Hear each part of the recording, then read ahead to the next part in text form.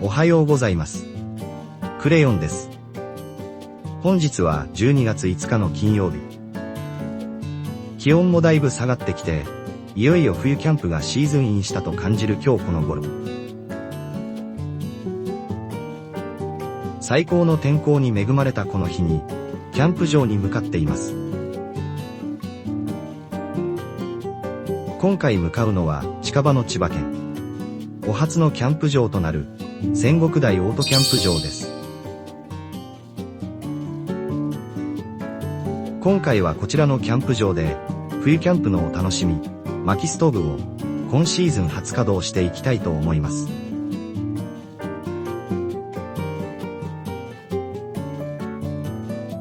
年中混雑している穴川から千葉東の渋滞を抜け、トイレ休憩ついでに買い物をしようと、館山自動車道の市原サービスエリアに寄り道しました。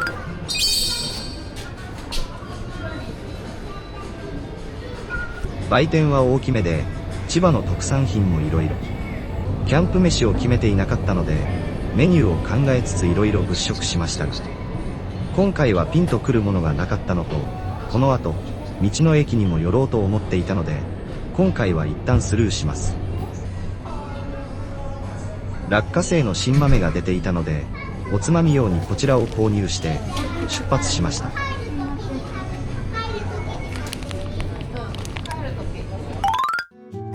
続いて向かうのは道の駅木更津馬久田の里。木更津東インターを降りてすぐにある道の駅です。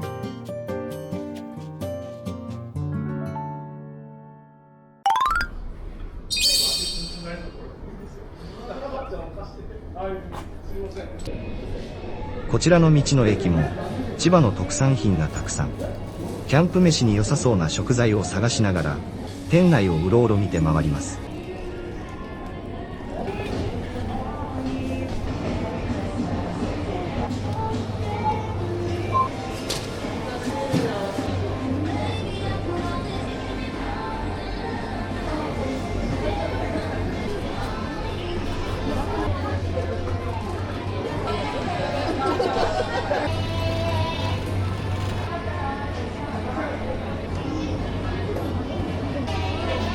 ザクザクのピーナッツペーストなんて美味しそうなものを発見。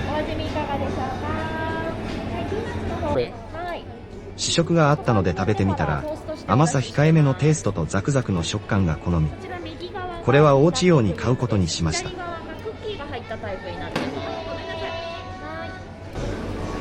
ピーナッツペーストを作れる機会がありました。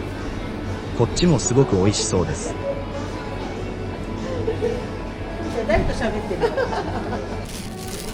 一通り回って気になった品物をカゴへ入れ、今日作るものをなんとなく決めていきます。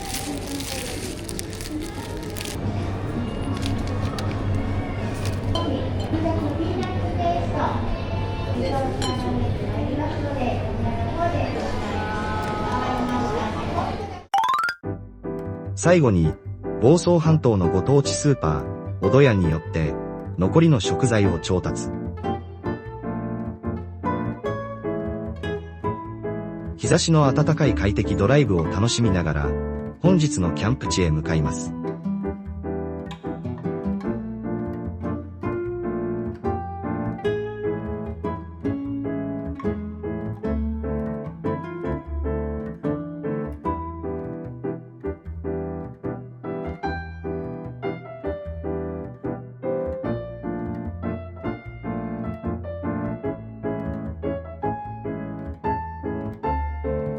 目的地近くまで来ると、道幅の狭い箇所が出てきますが、待避場所が多めにあったので、あまり苦労はしませんでした。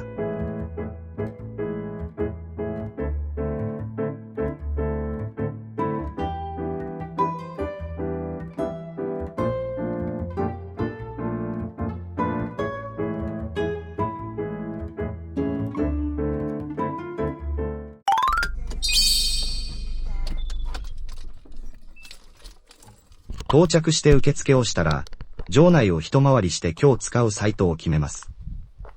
こちらは林間サイトですね。マップで言うとこの辺りです。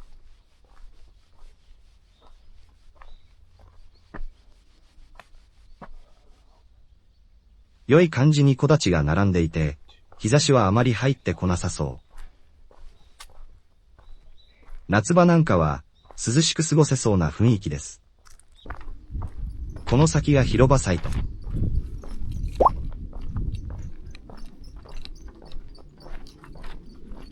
一区画が広めで使いやすそうです。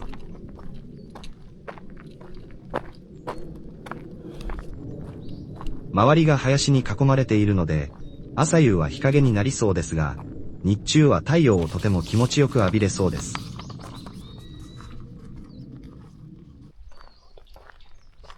今回は日の当たり方を考慮して、こちらの8番サイトに決めました。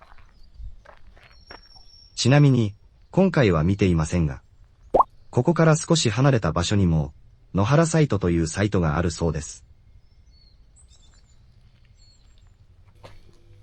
場内施設は、トイレと炊事場がこちら。炊事場は綺麗だし、お湯も出るので最高。トイレも個室がいっぱいあってありがたいです。ヒーター付き洋式もあるので、冬場のトイレも安心ですね。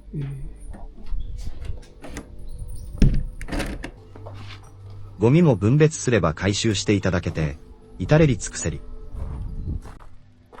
そして、こちらにはクーちゃんという可愛いマスコットが。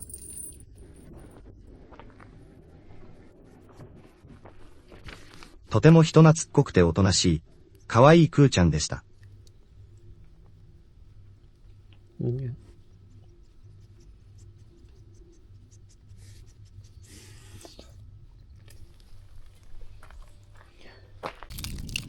車を移動したら、早速設営開始。と思ったんですが、お腹が減っていることに気づき、先に昼食を食べることに。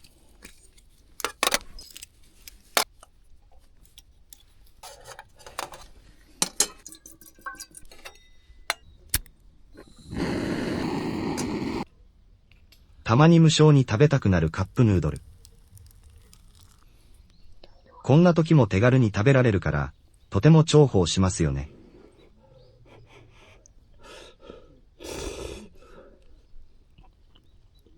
やっぱり安定の美味しさです。少し肌寒いので、スープの温かさもとても嬉しい。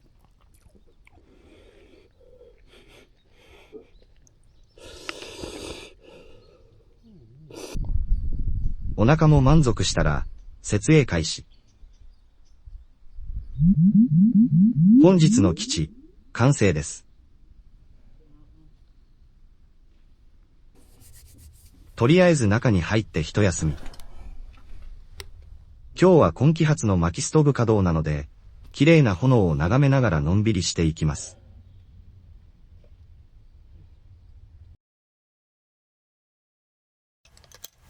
林の向こうに日が隠れて、気温も下がってきたので、夜を迎える準備を始めます。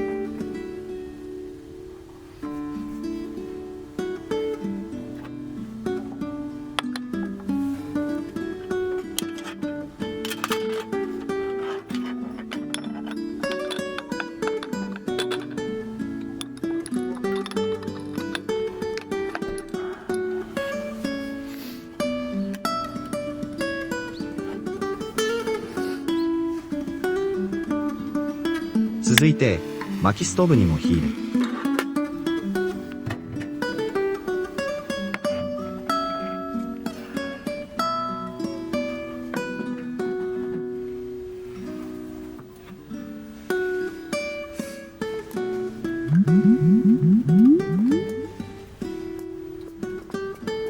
暖かいくて美しい炎の揺らめき。この揺らめきを見ながら、まったりするのが最高なんですよね。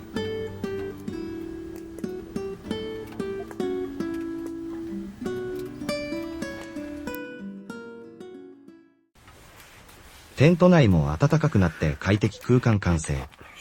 まずは、道の駅で見つけた赤かぶを使って、簡単なおつまみを作っていきます。こちらの赤かぶ、桃之助という品種で、皮を手で剥くことができるかぶで、サラダや甘酢漬けで美味しく食べられるらしいです。今日はこれをカプレーゼで食べてみます。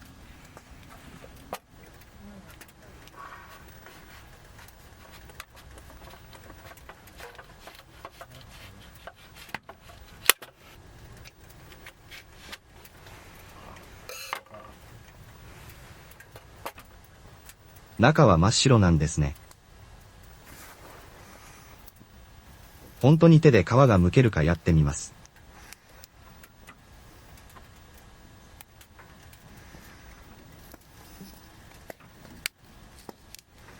指が入るまではちょっと力がいりますが、本当にペロッと剥けていきます。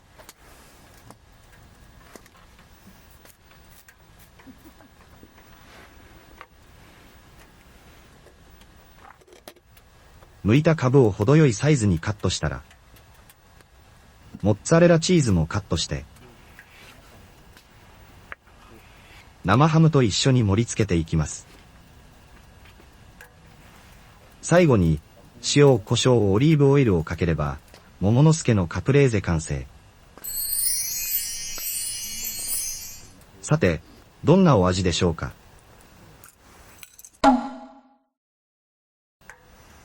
カブのイメージと全く違う甘みがあって、辛みが全くないです。生ハムの塩気とチーズのまろやかさにぴったりで、トマトのカプレーゼより好みかもしれない。歯触りは、パリパリというより、サクサクに近い感じ。思わぬところで良い食材に出会うことができて、すごく嬉しかったです。あまりに美味しすぎて、ビールを忘れていました。道の駅で買った、柑橘ブリュワリーのバイツェンからいただきます。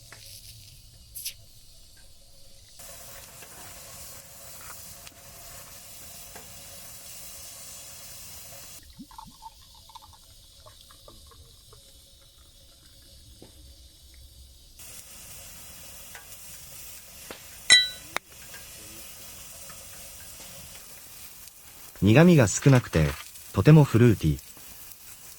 軽い口当たりが、桃之助のカプレーゼとも相性バッチリの、とても飲みやすいビールでした。続いて、メインディッシュの準備。薪ストーブを始めると、鍋でグツグツ調理したくなるのは、私だけではないはず。ということで、本日は鍋を作っていきます。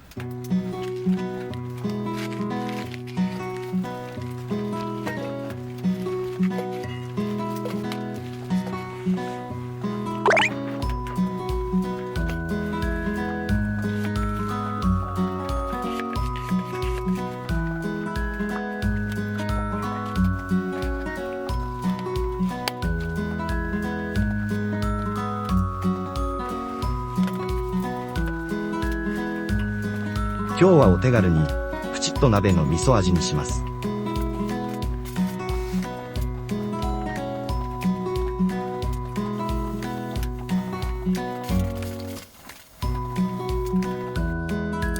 あとはストーブに乗せて放置です。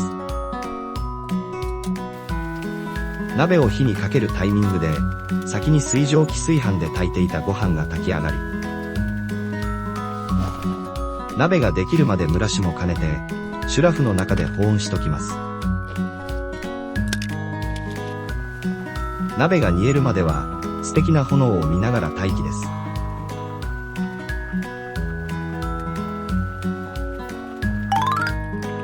お肉に火が通ったら最後に豆腐を投入してひと煮立ちさせます。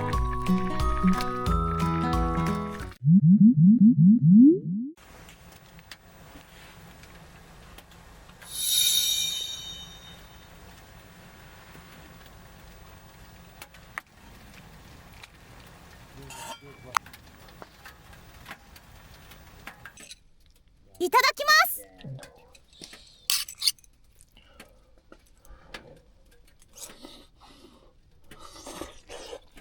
冬のキャンプでやる鍋はやっぱり格別。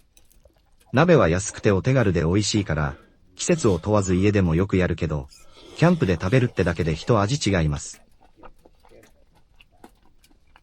特に薪ストーブを楽しみながら食べる冬しかできないおこもりキャンプ鍋が最高に幸せな気分を感じられます。まあ、キャンプで食べる食事は何でも美味しく感じるんですけどね。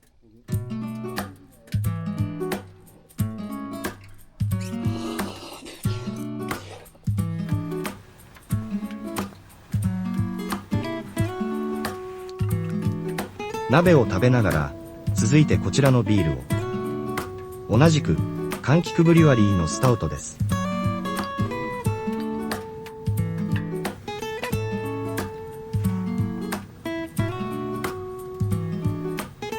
コーヒーのような香ばしい香りと風味、そして飲み応えのある深い味が豚味噌鍋の味の濃さに負けない存在感。ビールの温度が上がってくると甘みが出てきて、それも味噌との相性が良く、とっても美味しかったです。さらにシュラフの中で十分蒸らし終わった白飯もいっちゃいます。水蒸気炊飯でふんわり炊けたご飯はもちろん美味しい。ビールと白飯のどちらも楽しめる鍋。やっぱり最高のキャンプ飯ですね。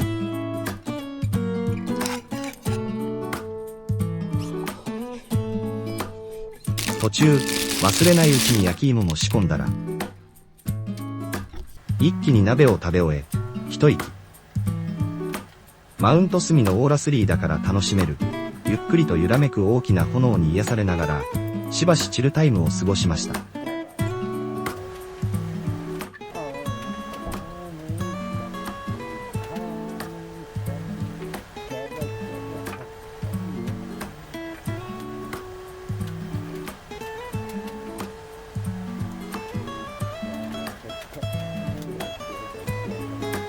ひとしきりチルタイムを楽しんだらさつまいもも焼けた頃合い。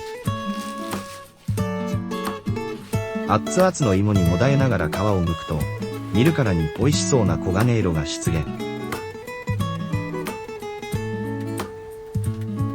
見た目の期待通りホクホクで甘いお芋は散々食べていっぱいだったはずの胃袋にあっという間に吸い込まれていきました。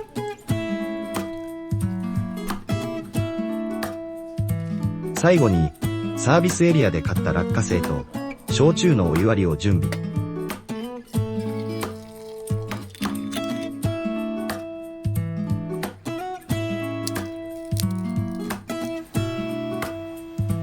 落花生をつまみつつお湯割りをまったりのんびり飲み、眠くなるまで炎を眺めていました。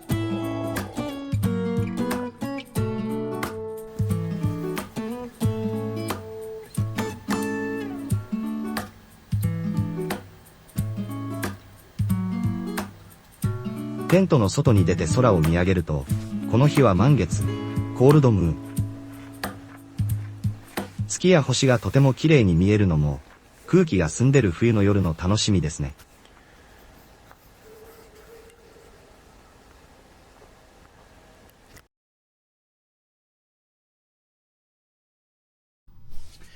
おはようございます。朝起きると、テント内はツンとした冷たい空気。明かりをつけると、凍ったテントがキラキラしていました。こちらのキャンプ場は、チェックアウトが12時ととてもゆっくり。なので多少起きるのが遅くても、朝から薪ストーブに火を入れちゃったりと、のんびり過ごすことができます。